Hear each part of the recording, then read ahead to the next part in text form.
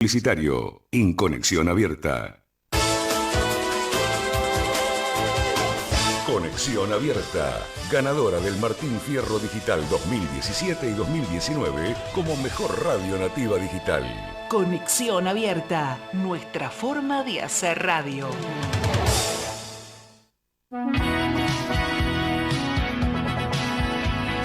Buenos días. La Unión de Consejeros Escolares Justicialistas presenta Consejeros Escolares, con la conducción de Mimi Pechenino y Roberto Crovela.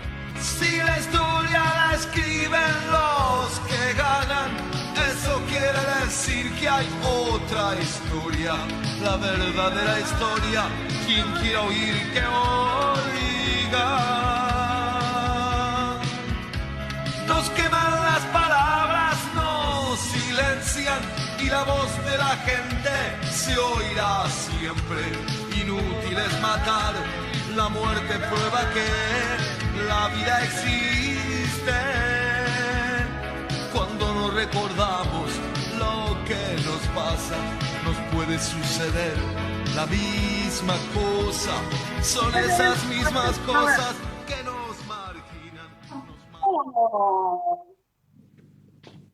Bueno, muy buenos días, consejeros y consejeros escolares de la provincia de Buenos Aires. Un nuevo jueves, un placer poder estar con todos ustedes.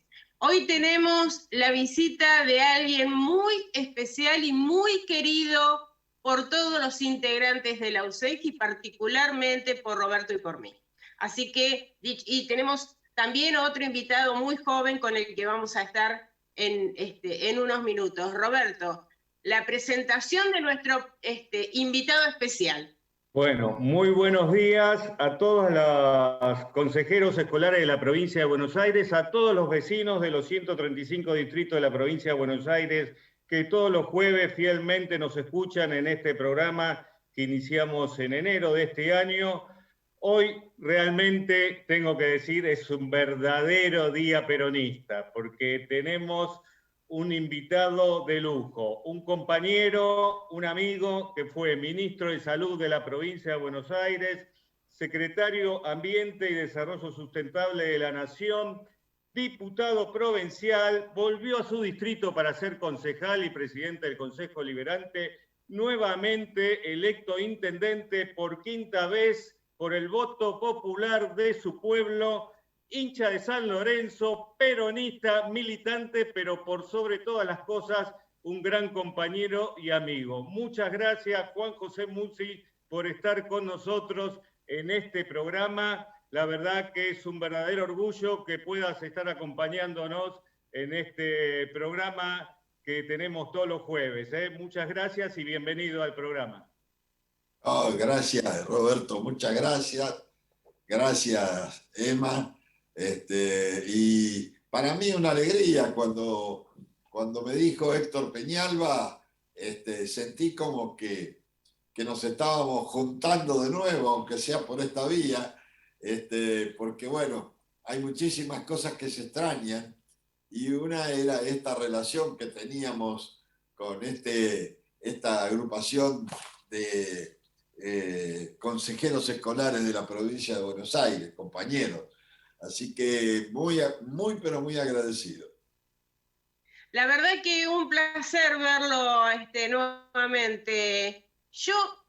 La verdad, usted tiene un montón de títulos dentro de su haber, porque ha ocupado cargos absolutamente en todos lados. Pero para mí el que más me gusta es el de compañero, porque lo hemos sentido de esta manera siempre que nos hemos juntado con usted. El compañero Juan José Musi, al que le voy a preguntar sobre la historia del peronismo, la historia vivida por usted en carne y hueso, en sentimiento. ¿Por qué comenzó a ser peronista? Bueno, yo vengo de un hogar muy humilde, mis padres casi analfabetos, es decir, primer grado superior y segundo grado. Antes había primero superior. Yo lo hice. ¿Cómo? Yo lo hice. Bueno, Mis viejos fueron así, casi analfabetos. Las circunstancias los obligó a dejar el colegio y trabajar ellos desde muy chicos. Mi mamá era muy joven y trabajaba en Bernalesa de Quilmes. Muy joven, ¿no? Era una chica todavía, era una adolescente. Y mi papá también, trabajando en Maltería Hudson. En aquel entonces, antes de Perón, trabajaban hasta los chicos también. Y, y bueno, yo me crié en ese hogar. Mi papá era radical, pero era radical hasta que llegó el peronismo, porque no había otra cosa, o era radical o era conservador. Cuando llegó el peronismo se hizo peronista, es decir, y yo a los 17 años hice mi primer discurso en un acto. Ya desde el colegio secundario me hice peronista, porque yo creo que no había hogar humilde que no fuera peronista. Y no había, en aquel entonces, yo iba al colegio secundario y en Quilmes era un colegio del Estado, no había colegios privados en aquel entonces, pero sí había hijos de ricos quilmeños que no pensaban como yo, por supuesto, y cuando fui a la universidad exactamente lo mismo. En los primeros tiempos de la universidad había pocos peronistas. Se fue incrementando esto de que los hogares humildes pudieran mandar a su hijo a la universidad. Fue creciendo con el correr del tiempo y con el peronismo. Entonces, yo creo que lo mío me hice peronista como una especie de mezcla entre la reivindicación que significó el peronismo para los hogares humildes, es decir, que don Juan y doña Teresa pudieran tener un hijo médico, era totalmente una reivindicación. Así que empecé a los 17 años, después fui presidente de la Juventud Peronista de la provincia de Buenos Aires. Nos corrían por todos lados. Me acuerdo que una vez en la espalda traje las marcas de esas cosas de goma, que no me acuerdo cómo se llaman, que te pegaba la policía cuando te corría. Y bueno, de esas pasamos un montón como jóvenes. No éramos nenes de pecho los jóvenes de aquel entonces. No rompíamos, no atacábamos, ni mucho menos, pero teníamos digamos, una condición ideológica muy fuerte, y enfrentamos a los gobiernos militares permanentemente, ¿no es cierto? Así que mi historia con el peronismo tiene que ver con eso, pero hay una cosa muy importante que a veces se lo digo yo a los jóvenes. Yo no ocupé ningún cargo en el peronismo hasta los 47 años. Es decir, 30 años después, y durante esos 30 años formé parte del PJ, de la Juventud Peronista de la provincia de Buenos Aires, pero ningún cargo público. Recién me decidí a presentarme como candidato a intendente y llegué a los 47 años. En el año 1987 yo llegué a la intendencia, porque, bueno, lo hacía desde el consultorio. Yo tenía un consultorio, era el único médico en Plátanos, y ahí hacía peronismo, porque atendía a todo el mundo, de lunes a domingo, y tuviera o no tuviera recursos económicos, iba a atender a una salita en el barrio El Sol gratuito, iba a atender a Sourigues gratuito. Bueno, hacíamos peronismo de otra manera, ¿no es cierto? Y siempre le decía, bueno, si me querés poner en la lista, si te sirvo, poneme de relleno, revisor de cuentas, fui senador suplente por allá en el último lugar, siempre así, hasta que me decidí en 1986, ganamos la elección, y en la partidaria en 1987, el 6 de septiembre ganamos la elección para la intendencia, y el 10 de diciembre del 87 asumí como intendente. Y después de ahí seguí hasta que en el 91 me reeligen y en el 94 el doctor Duhalde, gobernador de la provincia, me convoca para ser ministro de Salud. Siempre con las mismas características, ¿no es cierto?, las que aprendí en el municipio. Como ministro andaba por todos lados, recuerdo, tengo algunos casos que siempre digo. Fui a un pueblito que se llamaba Magdala, en el partido de Pehuajó, de 94 habitantes. De los 94 había 90 fácil. Fui a llevar un ecógrafo usado a una salita de primeros auxilios que estaba en el medio del campo. Y ahí estaban todos los gauchos, a caballo, las banderas. Ni siquiera había ido nunca el intendente ahí. Y fue un ministro de salud. Son las cosas que a veces nos ponen el sello acá a los peronistas, ¿no? De ser así y estar en contacto con la gente. Después todo lo que ustedes saben, Ministerio de Salud, después bueno, volví a ser intendente, después secretario de Ambiente. Yo fui convencional constituyente también, y que en la reforma de la Constitución que se hizo en Santa Fe, y fui diputado provincial, tal cual lo dijo Roberto, y ahora volví a la intendencia. Es como que tenía necesidad de venir a prestar un servicio al lugar que me dio todo, porque todo lo demás vino a partir de Berazategui, y me tocó esto que estamos viviendo ahora, esta pandemia. Pero más o menos a grandes rasgos es eso. Nunca saqué los pies del plato, eso sí. Siempre dentro del peronismo. Por ahí habrá algún disidente que se fue, que volvió, y está bien, no está mal. Pero a mí no me pasó nunca eso. Nunca fui disidente, nunca me fui.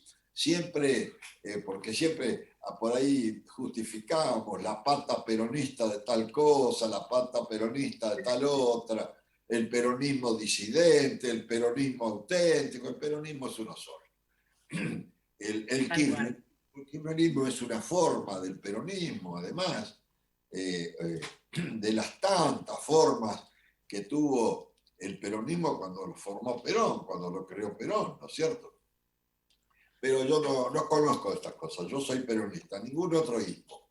Y bueno, en este momento ya no me cambio más, seguramente. Sí, tal cual. José, yo por lo que escuchaba, vos fuiste electo entonces intendente en el 87, con la primera renovación del peronismo, con Cafiero candidato a gobernador. Gobernador. Es así.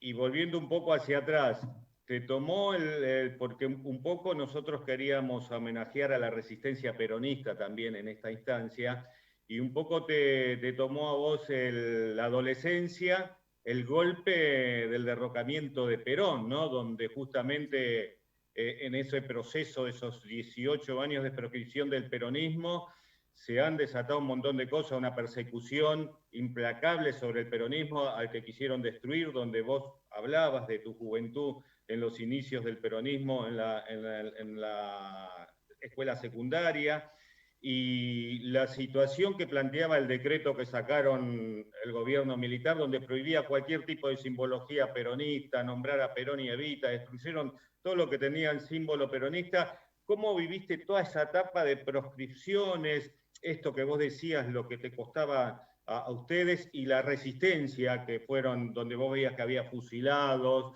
en el 56 y donde había persecuciones y torturas y guerras? Y comparado después llevarlo un poco al parangón, que también lo invitamos a Matías, que es de la Juventud, el secretario de la Juventud de la UCEC y vicepresidente del Consejo Escolar de Morón, para que nos hable también un poco de la situación de la trágica Noche de los Lápices, ¿no? Para simbolizar dos etapas de la vida, de la historia nacional que nos simbó por la tragedia, que fue la época del 16 de septiembre del 55, que hasta ultrajaron el cadáver de Evita, lo secuestraron, lo llevaron, lo hicieron desaparecer, y lo devolvieron recién después de más de 10 años. Bueno, esa etapa, ¿cómo te transcurrió a vos? ¿Cuántas cosas te produjo en la cabeza, no? Yo te quiero comentar, entre la revolución no libertadora, sino la llamamos fusiladora, del 55 y el 9 de junio del 56, nosotros, yo con una compañera que vive también en Berazategui, que fue presidenta del Consejo Escolar, que es la compañera Marta Rodríguez. La compañera Marta Rodríguez fue la hija del primer intendente electo que tuvo Berazategui, que no pudo asumir, Justo Rodríguez. Con ella éramos el Correo. Es decir, yo tenía 15 años y 14, y como los militares no sospechaban de los chicos, era un adolescente, nosotros en esa edad todavía teníamos pantalones cortos en aquel entonces. Como no sospechaban de nosotros hacíamos de Correo.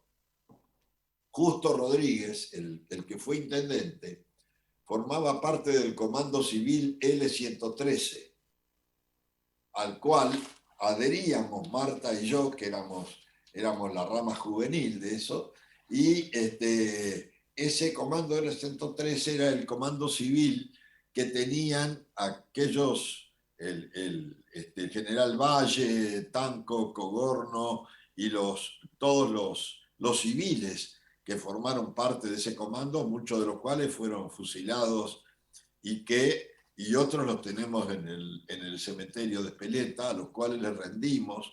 Yo soy ahora el presidente de la Comisión Permanente de Homenaje, de hace unos cuantos años, de homenaje a los caídos del 9 de junio en la zona sur.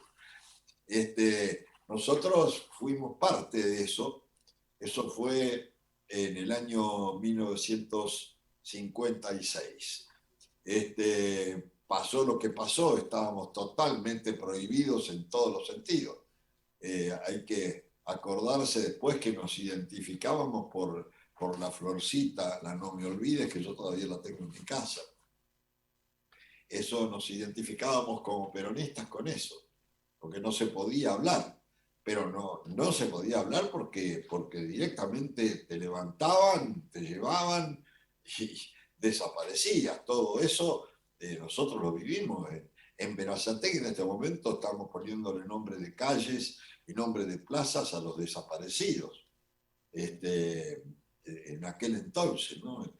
En los distintos lugares. Tuvimos mucho en la zona.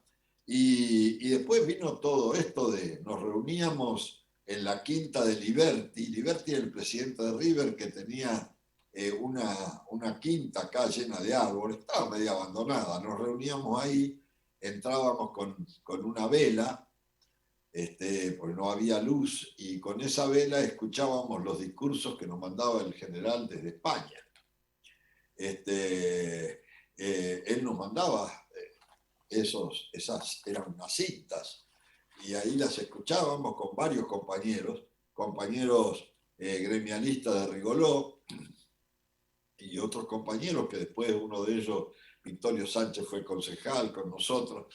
Bueno, eso fue toda esta odisea de persecuciones.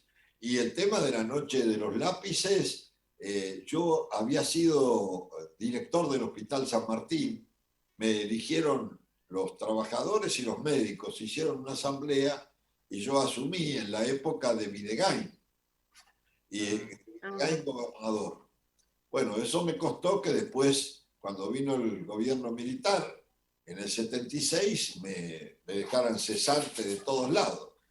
Al poco tiempo de dejarme cesante a mí, vino lo de la noche de los lápices, que yo recuerdo que conocía a la familia de a Falcone y a Húngaro, los conocía de La Plata, que eran dos, una chica y un chico que desaparecieron, que de la noche de los lápices, ¿no?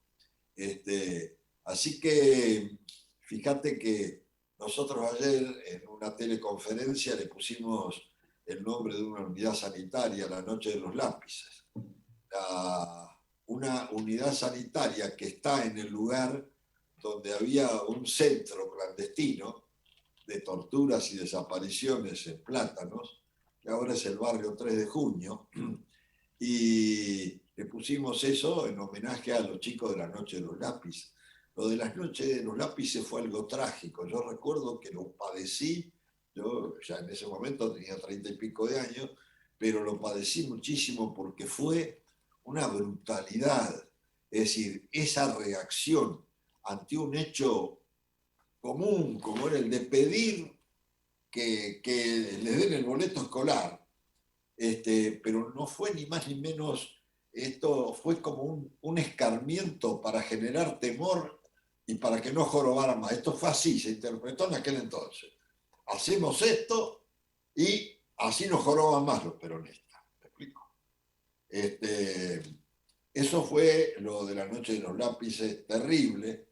Nosotros también tenemos un monolito en la Plaza Rigoló, y ese monolito lo inauguramos muchos años después, y ahí vino la hermana de Húngaro y de Falcone, y la familia de Falcone. Todo eso lo vivimos con mucha...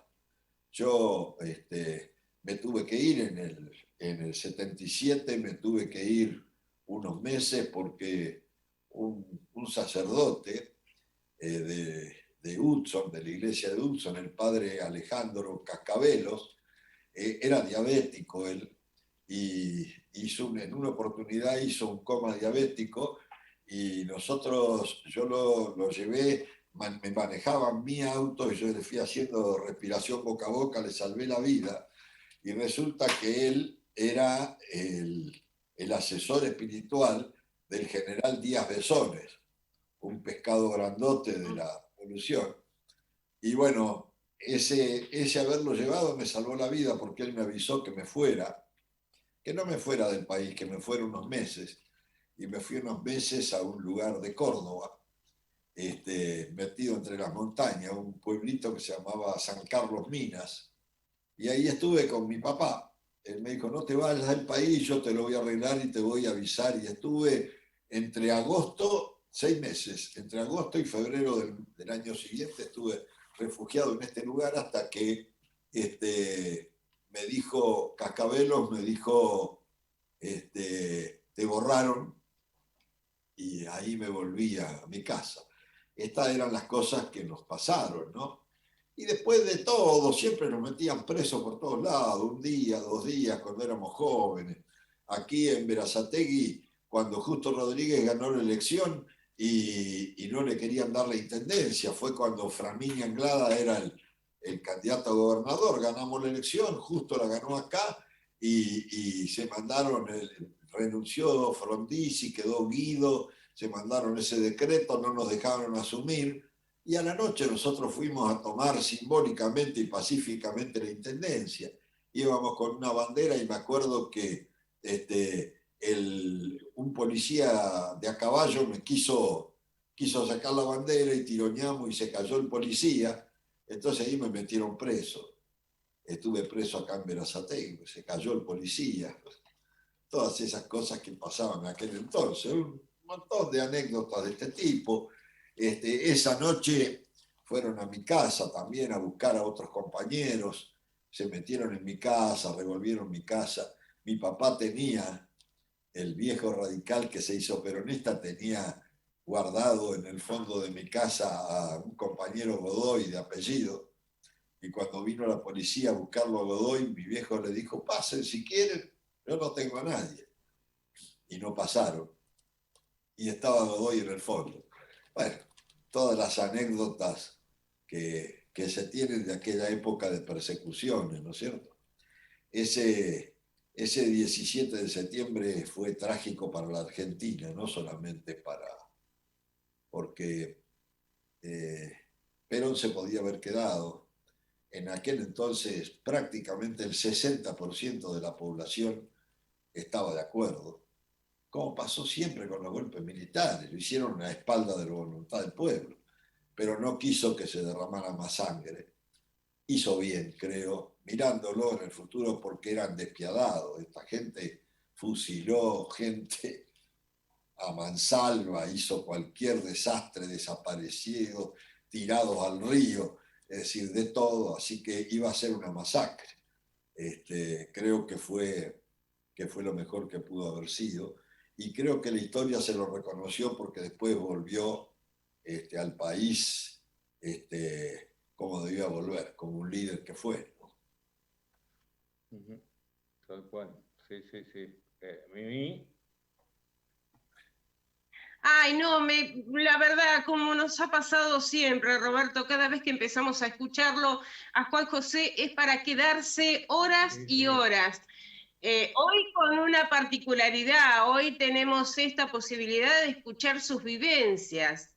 Siempre escuchamos esos mensajes tan lindos que nos da y esas bajadas de línea como corresponde a un dirigente de la talla de Juan José. Pero hoy escucharlo con sus propias vivencias, la verdad que es un placer, un placer.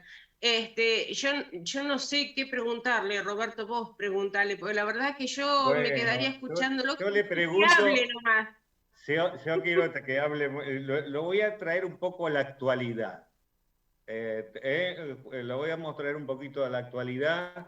Él es médico y la verdad que estamos viviendo una pandemia terrible a nivel mundial.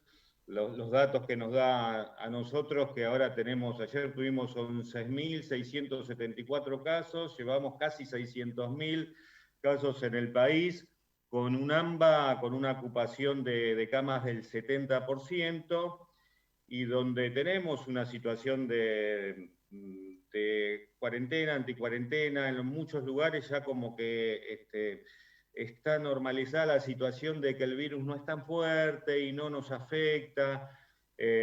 Sabemos que vos como profesional por ahí vas a dar los dos aspectos, el político y el profesional. Pero además de eso, la idea es un poco que nos cuentes qué sensación te da toda esta situación, desde marzo, que estamos en una situación donde la economía realmente no está bien. El gobierno nacional y el provincial están haciendo un esfuerzo impresionante para que ayudar a las pymes y a los trabajadores a través del IFE, a través de subsidios a las empresas, a los comercios, distintas ayudas social que se está brindando a la comunidad en general, bueno, a través de educación, vos lo sabés bien, a través del servicio alimentario de los bolsones de alimentos, la tarjeta alimentar. Yo siempre pienso, ¿no? ¿Qué hubiese pasado, un poco para hacer un poquito de polémica, si en vez de haber estado el peronismo en esta etapa de gobierno, hubiese estado el neoliberalismo en el gobierno y nos agarraba esta pandemia? Un poco que vos nos des la opinión esta, ¿no? Que el peronismo siempre es transformador y es el que salva cuando ya estamos en el fondo del mar, es el que vuelve a resucitar a la patria, al país y al trabajador. Bueno, tu visión sobre el peronismo en estos momentos. Yo lo dije, si Macri hubiera sido el presidente en esta pandemia, esto era un desastre. Hoy tendríamos el doble o el triple de contagiados y más del triple de los fallecidos. Porque mirando los 4 años de historia de Macri, los desastres que hicieron en el sector salud son inconmensurables. Nosotros en Berazategui recibimos un hospital que prácticamente las 2 calderas no funcionaban. Por ejemplo, tuvimos que en esos meses, nos hubiera agarrado el invierno con el coronavirus sin calefacción, por ejemplo. Estas cosas así se vivieron en toda la provincia y en todo el país. Ellos no creían en la escuela pública, no creían en las universidades. Para Macri, bajar a la escuela pública era así. La gobernadora que decía que las universidades no eran para los pobres. Y no creían en la salud pública, que en este momento es el pilar del sostenimiento del tema del coronavirus. Pero aquí hay algo muy importante que no se dice mucho. Primero, se llama COVID-19 porque empezó en el 2019, en el mes de octubre, en Europa. Y ahora llegando a octubre, muchos países europeos siguen padeciéndolo.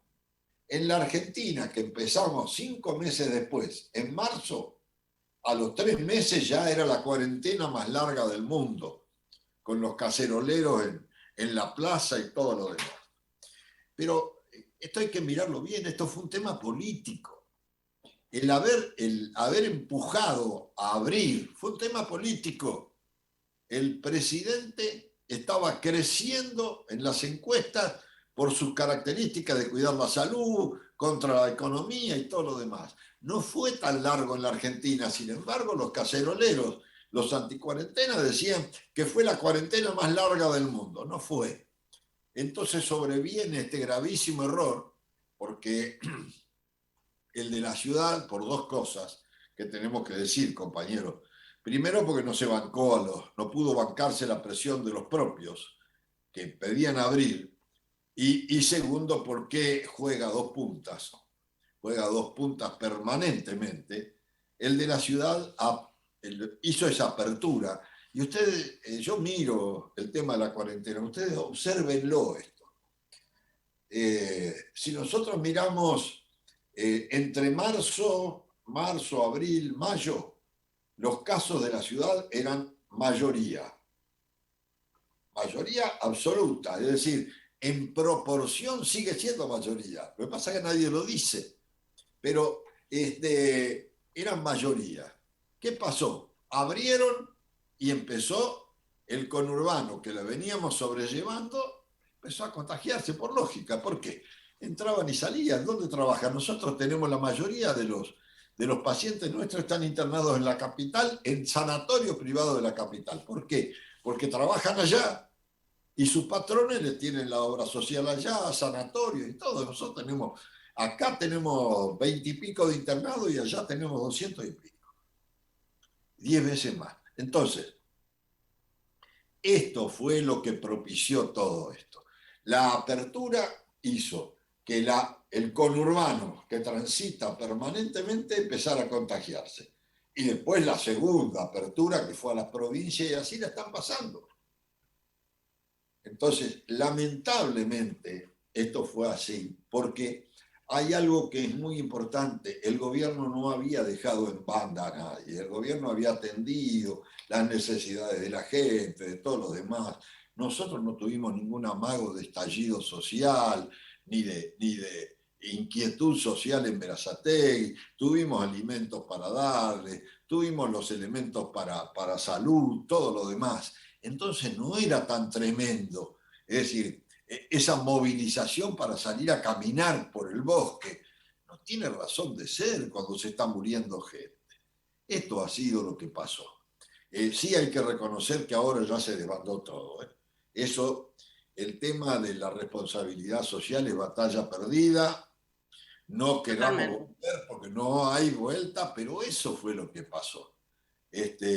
Lo que pasa es que aquí jugaron un papel fundamental los medios de difusión, lamentablemente. Lamentablemente, esto nos merece una reflexión. Es decir, compañeros, hay que cuidar al gobierno, hay que cuidar la próxima elección, porque a mí, y esto también hablando de la actualidad, a mí la actitud de la policía del otro día no me convence. No. No solamente fue una falta de respeto, sino que para mí fue desestabilizante. No nos olvidemos que a Evo no le hicieron un golpe militar. Últimamente no hay más golpes militares en Latinoamérica. Vienen de la policía los golpes. Los militares no están mal, capaz que están atrás algunos, en algunos lugares, no en la Argentina, en algunos lugares por ahí están atrás de la policía. Pero acá no fueron los militares, nada que ver. Los militares estaban en las ollas populares sirviendo comida en este caso, ¿no? Es decir, uno puede tener la reserva de aquellos militares, pero ahora estamos hablando de esto. Y esto es lo que pasó. Fue un tema político trasladado a la pandemia. ¿Por qué? Porque no hay escrúpulos en lo que es la oposición argentina. Cuidado porque no hay escrúpulos. así como fueron capaces de hacer cualquier cosa durante los 4 años, vender al país, meter preso a todo el mundo, poner jueces por decreto, y todos son capaces de todo, porque estos son los pichones del 55 y todo lo demás, son los pichoncitos, ¿no es cierto? Son los nietos de aquellos. Es decir, aquí con otro apellido, pero están los Martínez de Oz y todos aquellos que estaban en aquel entonces.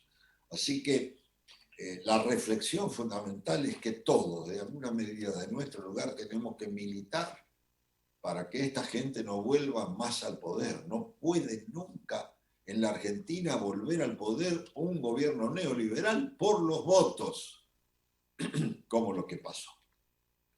Tenemos que hablar de los errores cometidos, de lo que sea, todos, pero lo que no puede pasar es que nos desunamos, que adentro de nuestro gobierno haya tendencias que nos lleven divididos a una próxima elección, como fuimos divididos aquella vez, con Randazzo, 2 listas en la provincia, todas esas cosas no nos tienen que volver a pasar. Hay que hacer lo imposible, especialmente desde abajo, los otros de abajo, para que no se confundan los de arriba con esas cosas. Las elecciones internas, las PASO y todo lo demás, después dejan para las generales una herida que no se cura rápidamente. Esto es lo que nosotros tenemos que tener en cuenta.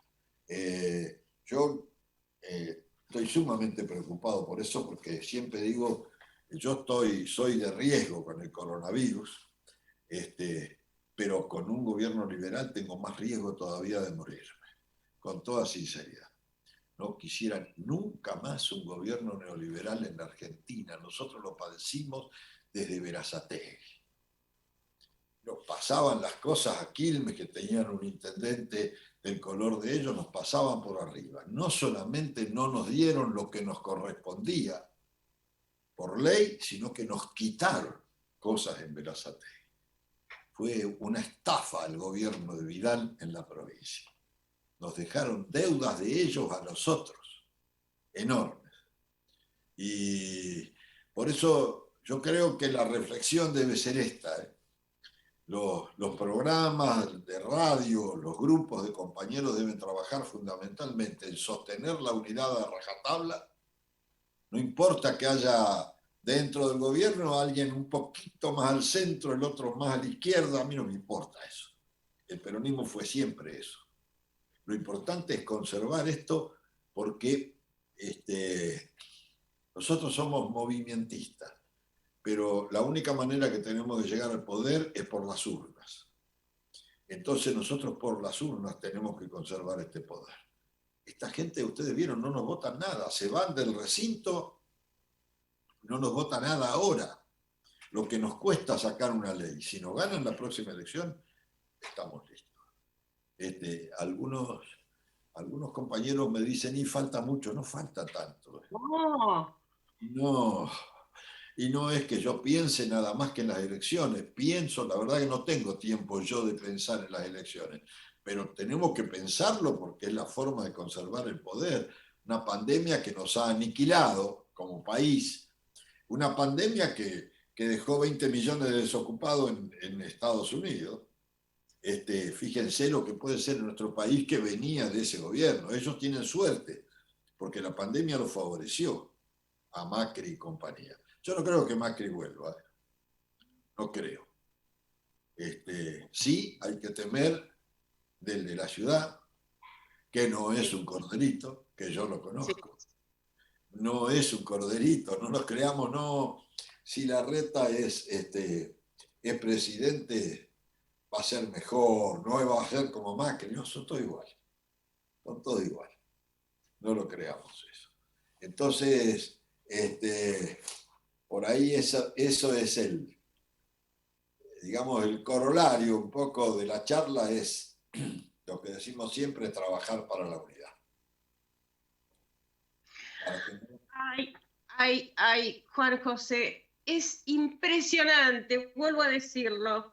Escucharlo es, bueno, primero, cargar las pilas de peronismo, de mucho peronismo, cargar bien las pilas, ponernos más fuerte y con más potencia la camiseta de militante, salir a la calle y arrasar absolutamente con cualquier vestigio que quede de aquello que sufrimos todos, con todas las verdades que usted dice. Yo sé que teníamos un tiempo limitado con su presencia, Juan José, y estamos, como decía el general, con un trasvasamiento generacional nosotros también, porque tenemos ahí esperando a un joven militante que hoy está representando a la juventud dentro de nuestra organización de la UCE, y vamos a comenzar a charlar, pero obviamente queremos dejarlo a usted en libertad, agradecerle profundamente estos minutos que nos ha brindado. Roberto, yo no sé si es que tenés saludos para Juan José. Sí, hay muchos saludos, se los paso antes de que le digamos el saludo final. Dice Natalia Charles de Almirante Brown, Anabel Microcini de San Vicente, Trinidad Barbieri, Karina York de Alsina, Fabiana de 3 de Febrero, Daniela de Berazategui, Claudia Rocha, Analía de Bernardis, María Cristina Domínguez de Chacabuco, Celia Vargas, Magdalena Martínez, Sandra Cayón, María Eva, Olga Prince, Marcelo Meijide, Beto Martínez, un compañero peronista, Mica Moyano, Leonardo Herrera de Almirante Brou, Carlos Tomatis de Navarro, Nicolás Carbonetti de Navarro, Héctor de Berazategui, Branqui de Lomas, Fabiana de 3 de Febrero, Gilda de 3 Lomas, Eduardo de Cañuelas, Laura Leonardi de Quilmes y muchos saludos más para Juan José en el reconocimiento a toda su trayectoria y todo su aporte permanente al peronismo, a la política y al pueblo argentino de la provincia y especialmente de Berazategui. Muchas gracias por tu presencia en nuestro programa. Gracias a ustedes y a la orden, cuenten con nosotros. Muchas gracias, muchas gracias. Gracias. Muchas gracias. Bueno, y vamos a darle la bienvenida a Matías Martínez entonces. Hola Matías, ¿cómo estás? ¿Cómo andas? Estuvimos escuchando también vos a Juan José. La verdad, un placer. Sí.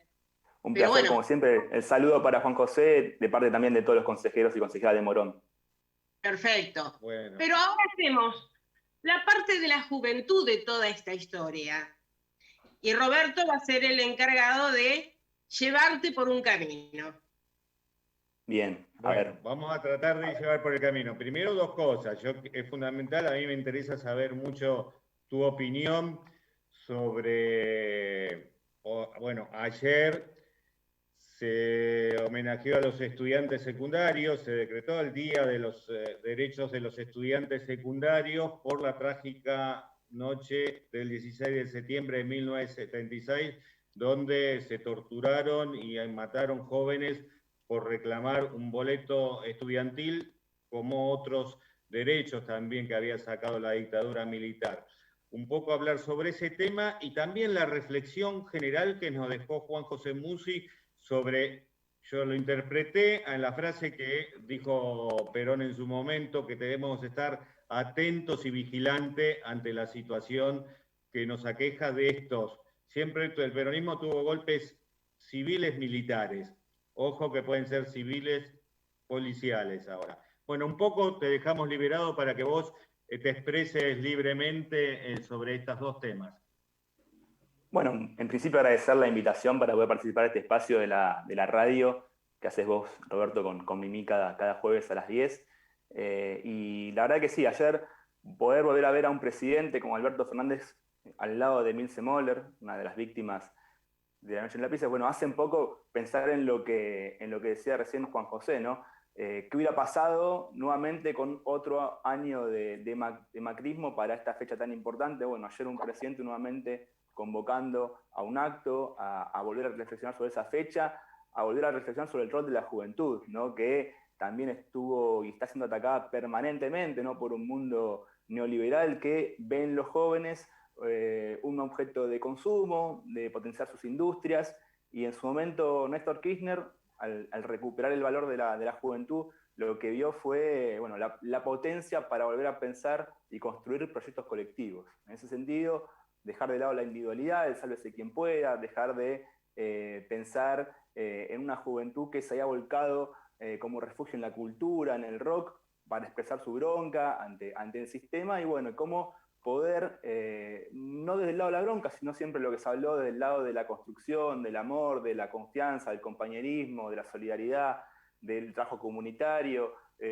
bueno, con los centros de estudiantes en las escuelas que empezaron a florecer a partir de la década del 2000, bueno, volver a poner a la juventud en ese lugar de una fuerza que tenemos los jóvenes y que tienen cada una de las generaciones que van pasando, y con un discurso que impactó desde el primer día, ¿no? Recordemos a Néstor planteando, bueno, soy parte de una generación diezmada, una generación de jóvenes que fueron atacados, que fueron desaparecidos, que fueron torturados, que fueron muertos, y bueno, y eso hace la reflexión de La Noche de los Lápices, vinculada con la educación. Si bien, está bien, fue en el marco de una protesta por el voto estudiantil, pero como decía Juan José, era una forma de decirle a los jóvenes, bueno, no participen más porque van a ser perseguidos, van a ser secuestrados, y bueno, sabemos nuestra historia, miles de jóvenes pasaron por esa situación, caso muy conocido, el Negrito Avellaneda,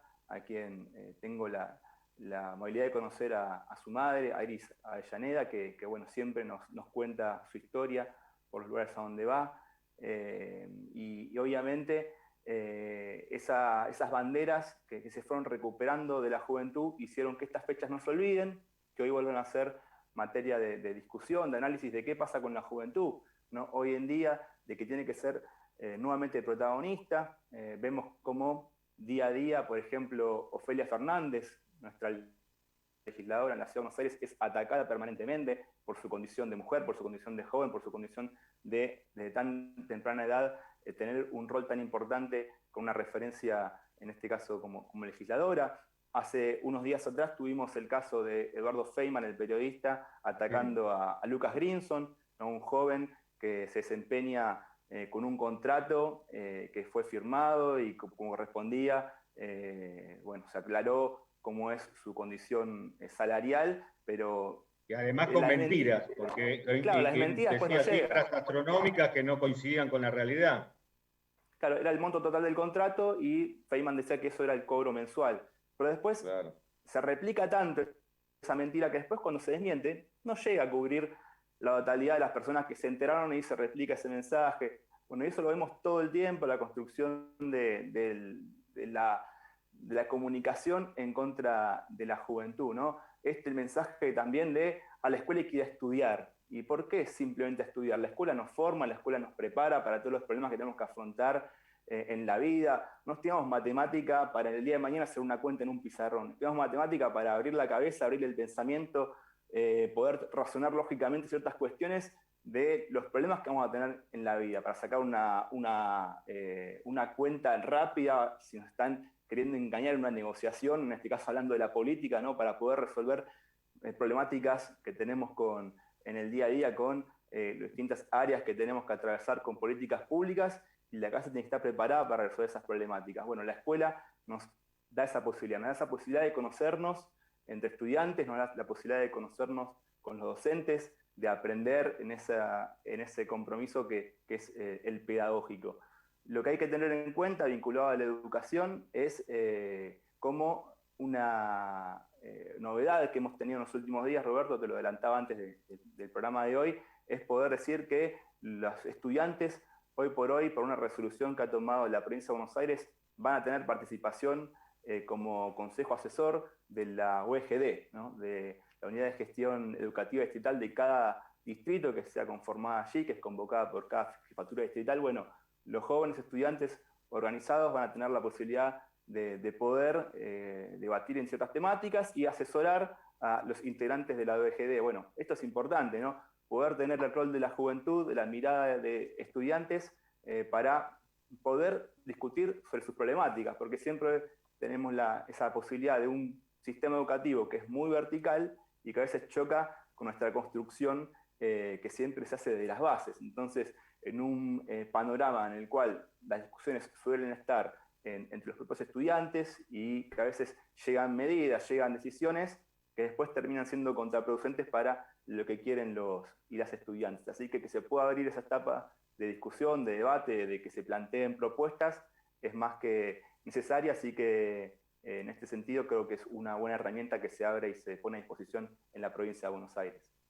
Yo creo que hay también, Matías, propiciar nuevamente, nosotros tenemos una ley nacional, una resolución provincial del 2005 y una ley provincial que después también salió, de propiciar la creación de centros de estudiantes secundarios, cosa que el gobierno de Vidal se encargó de destruir y instruyó directamente a través de un lineamiento de educación hacia los inspectores y hacia los directivos de no dejar constituir nuevamente centro de estudiantes. Creo que es una gran tarea que nos queda ahora de nuevo, propiciar la creación de todos los centros de estudiantes en las escuelas de nivel secundario para que tengan esta participación que vos decís y además que estén representados en la UEGD. Creo que es una tarea que nos queda a todos nosotros, desde los consejos escolares también y desde los distintos lugares institucionales que ocupemos, llevarla a cabo. Es clave el planteo, el Roberto, que nombrás, porque 4 años de la gestión de Vidal para una generación de estudiantes que es de 6 años, en el caso de que sea una escuela conformada y que tenga ya todos los ciclos completos, es justamente una generación de la escuela que pierde en participación, en discusión, en organización. Esas escuelas que no tenían una tradición de centro de estudiantes porque eran nuevas, se habían conformado hace poco. En Morón, por ejemplo, la última escuela conformada de 6 años la tuvimos recién el año pasado, es decir que llevó más de una década poder conformar todas las escuelas secundarias y muchas recién se estaban organizando en el año 2015 con su centro de estudiantes. Bueno, han echado por tierra el trabajo de muchos años y es importante y es vital poder, desde los consejos escolares, llegar nuevamente a las áreas de inspección para que la bajada de línea para sus directivos, que no sean nada ni menos que cumplir la ley. La ley dice que hay que propiciar la creación de los centros de estudiantes, no es un capricho de un partido político, de una gestión que se creen los centros de estudiantes. La ley así lo marca, como decías vos, tenemos una resolución del año 2005, la 4900, donde se establecía el estatuto, en el cual los estudiantes de cada escuela pueden tomar como modelo, modificarlo y adaptarlo a las necesidades de su escuela, pero sirve y mucho porque es muy completo. Tuvimos una ampliación de esa resolución, que es la resolución 4288 del año 2011, que adaptaba este estatuto a las escuelas conformadas ya de 6 años por aquel entonces, y de esa manera tenemos estas 2 herramientas importantes para trabajar en las escuelas. ¿Qué más decir, Roberto, de otras herramientas que nos dio el kirchnerismo, que fue el voto joven, ¿no? Incluir a los jóvenes de 16 años a 18 como voto no obligatorio a partir de la elección del año 2013, con esta modificación de la Ley de Ciudadanía del año 2012, para que puedan votar si así lo quisiesen, y eso incorporó en la primera elección más de 600.000 jóvenes al padrón en aquel entonces. Bueno, en el tiempo y pasaron los años, vimos como que esa participación no disminuyó, por el contrario, ya jóvenes de 15 años en agosto pueden incluso ya estar dentro del padrón y votar en las primarias, y lo han hecho conforme a valores y promedios muy importantes de participación, así que nada más que decir que todas las críticas que en su momento se dieron de darle la posibilidad del voto, bueno, se fue cumpliendo. Y qué mejor lugar entonces decíamos que la escuela como es el lugar donde iniciarse en la discusión política, que no es un lugar solo para estudiar, sino que es el lugar en el cual la currícula justamente marca que hay que trabajar con los conflictos que nos atañen al día a día, es decir, visibilizar los conflictos que tenemos en cada lugar de la Argentina. En el norte habrá un conflicto, en Cuyo habrá otro conflicto, en el sur tendrán otros problemas, y acá en nuestra región metropolitana tendremos muchísimos más problemas en los cuales poder trabajar y de manera participativa, con proyectos, con propuestas, poder ver cómo resolver mucho las problemáticas que tenemos. En mi caso, como estudiante de geografía, los jóvenes se puede trabajar muy bien la parte de lo que tiene que ver con el déficit habitacional, con el problema de la llegada de los servicios básicos, el problema de la inmigración, podemos trabajar el problema del cuidado del ambiente. Bueno, hay un montón de cuestiones en las cuales se puede iniciar proyectos colectivos entre las escuelas,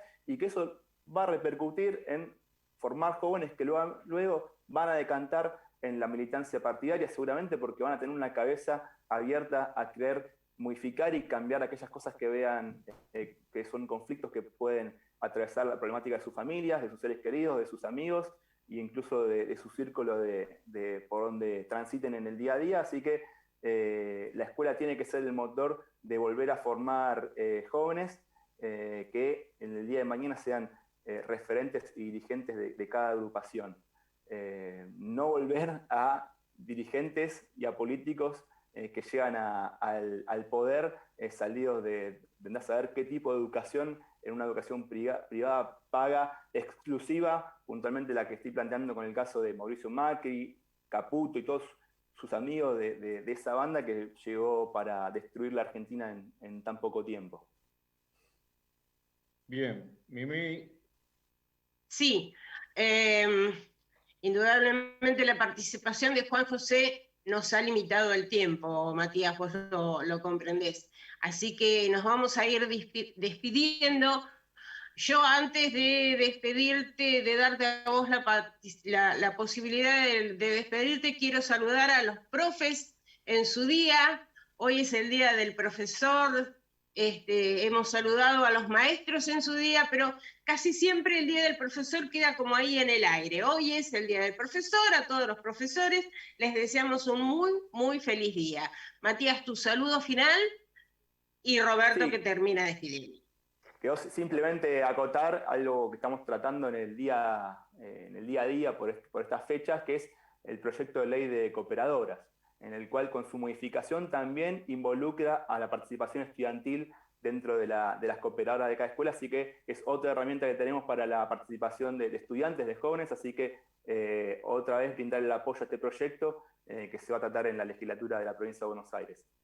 Para tenerlo en cuenta, bueno, vuelvo a agradecer la invitación, entiendo y más que contento por haberle dejado el tiempo a Juan José, que pueda contar un poco su historia, su militancia y su visión de la actualidad. No faltará oportunidad para volver a encontrarnos, así que agradezco a quienes estuvieron acompañando en la mañana del día de hoy. Muchas gracias. Muchas gracias, muy buen programa. Argentina Unida, seguí cuidándote, nos vemos la semana próxima. Buena semana, buen fin de semana a todos. Pásenla lindo, sigan cuidándose. Chau, chau. Consejeros escolares, hasta el Comienzo jueves. de espacio publicitario en Conexión Abierta. Este medio está